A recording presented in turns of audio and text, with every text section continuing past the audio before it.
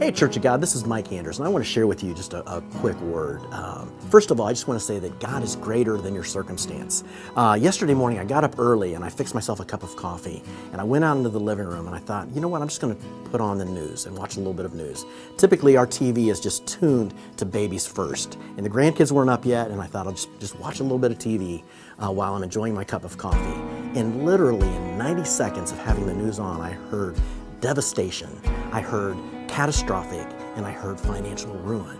And I thought, holy Lord, no wonder so many people are discouraged. So I immediately turned it back to baby first and started watching Talk, Toot, and Tizzy Mouse. I've talked to a lot of people this past month and a half, and I've had some people ask me, is this the end of the world? And ask me what I thought about that. And some people have asked me about their situation, if I thought that it could ever get any better, if there's any hope for the situation that they're in. And let me just share a passage with you out of Ezekiel chapter 37, starting in verse 1. The hand of the Lord was upon me, and he brought me out by the Spirit of the Lord and set me in the middle of a valley. It was full of bones. He led me back and forth among them, and I saw a great many bones on the floor of the valley, bones that were very, very dry. He asked me, Son of man, can these bones live? Now, what I love about this passage is that how vivid the description is of the valley.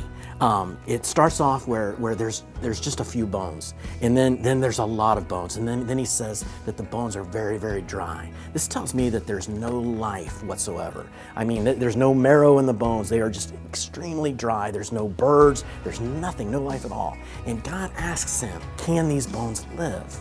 And what I think God is getting at is there anything too big for God? And the answer is no. You read further down where it says that God can breathe life into those bones.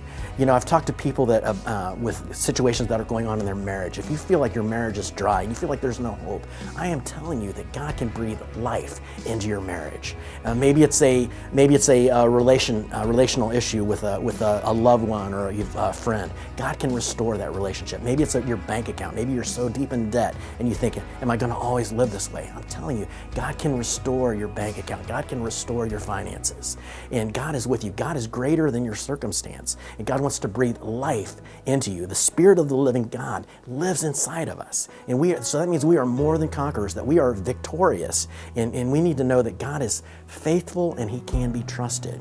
The scriptures say that no eye has seen, no ear has heard, no mind can even imagine what God has in store for those who love him. And I'm telling you, God loves you, God cares for you, and he can be trusted. I'm praying blessings on you, and I will see you next week.